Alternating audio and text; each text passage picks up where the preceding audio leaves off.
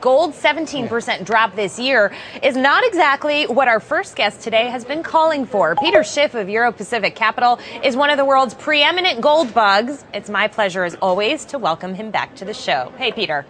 Hey.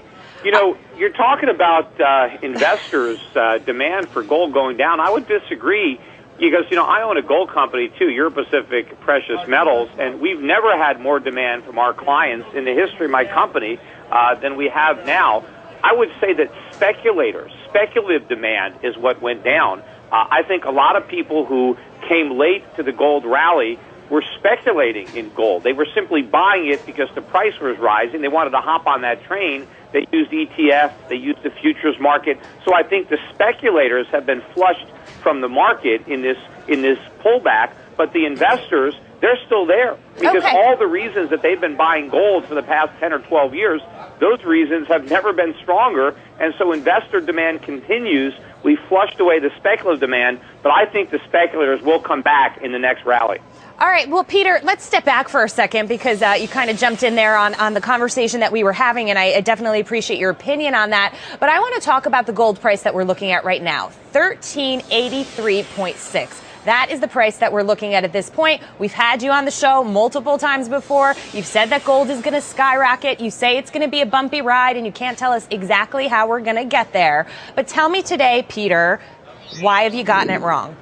I don't think I have gotten it wrong. You just said I said it would be a bumpy ride, and it's been bumpy, but I've been on this ride since gold was under $300 an ounce. So it's not like, you know, gold is down from that point. It's off its highs. But I think what's going on right now is you've got a false narrative out there that the U.S. economy is improving. It's not. All the data points have been negative. We had a deluge of negative data came out today. The only evidence of a rebounding economy is the stock market going up or the real market going up. But that's not because the economy is sound. That's because of all the cheap money created by the Fed. That's the same reason that stock and real estate prices were going up in 2006 or 2007. It is a bubble. The economy, meanwhile, is actually getting worse, and all this talk about the Fed getting ready to take away the punch bowl is all talk. They're going to spike it even more. They're going to up the size of QE, but people who are speculating on an early end are getting it wrong. Gold is going through a correction. All bull markets have corrections. It is a buying opportunity.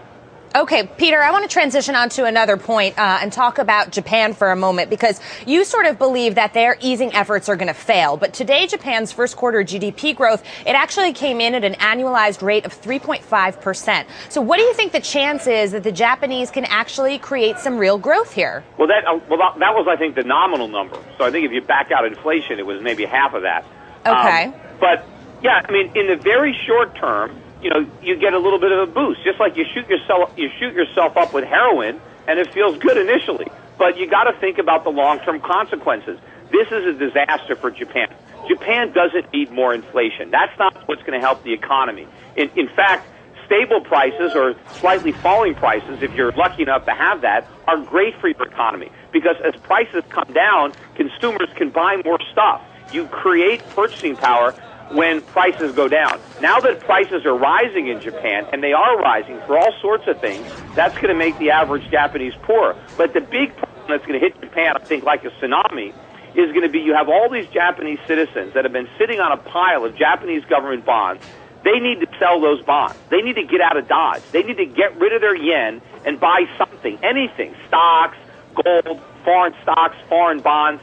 And when this happens, interest rates are really going to move up in Japan. They're already moving up. Look at those JGBs, but they got a lot higher to go. But the Bank of Japan cannot afford to service that debt. Maybe if it wants to liquidate its stockpile of treasuries, it would be able to do it for a while. But if it doesn't want to do that because it wants to keep artificially debasing the yen, you've got a real crisis. So link that back to gold for me. Excuse me? Link it back to gold for me.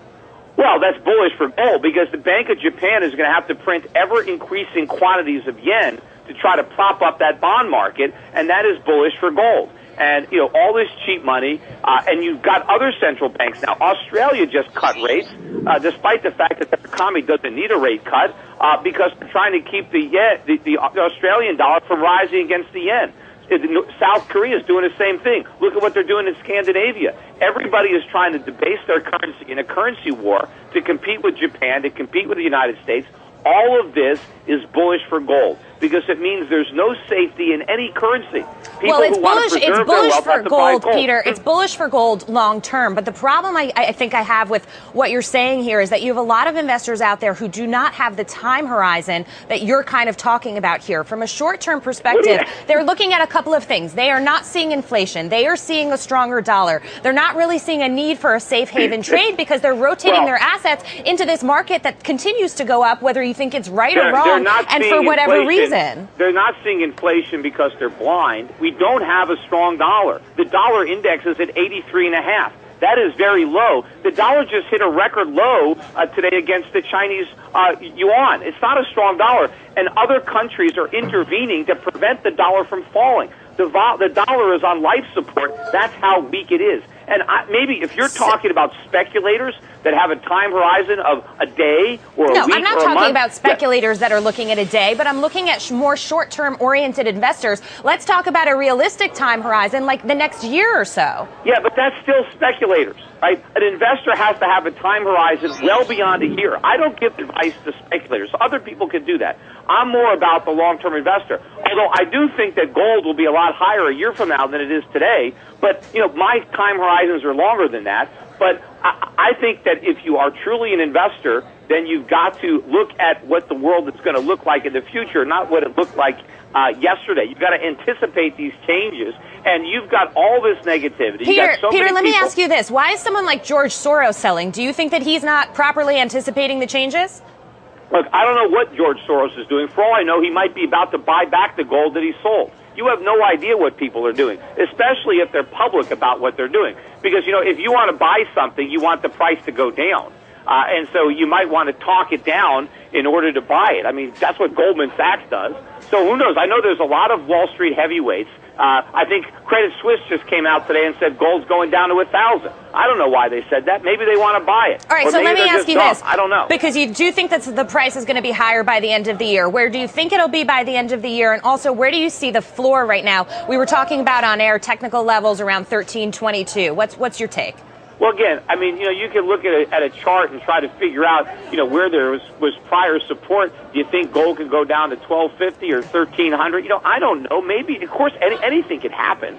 But I think that whenever it bottoms, it's going to turn around very quickly. And what I'm more concerned about is the ceiling, which I don't think exists.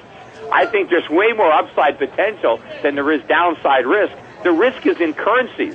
The risk is in the dollar. The risk is in the yen. They're printing these currencies like they're going out of style, and they're never going to stop until there's a currency crisis. And people who can see this are preparing for it.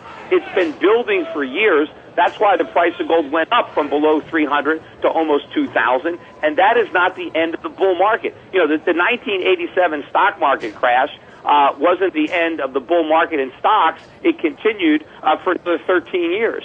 All right. The drop in the gold price was not as big at that crash, but it's just as meaningful because that decline meant nothing, and so did this decline. And we had a bigger correction in gold in 2008, and that correction meant nothing because after gold bottomed out in 2008, it tripled. Right. All right. Peter Schiff, we are going to have to leave it there. We'll leave it on that note until next time, of course. Peter Schiff of Euro Pacific Capital and the author, of course, of The Real Crash, America's Coming Bankruptcy. Thank you so much, as always.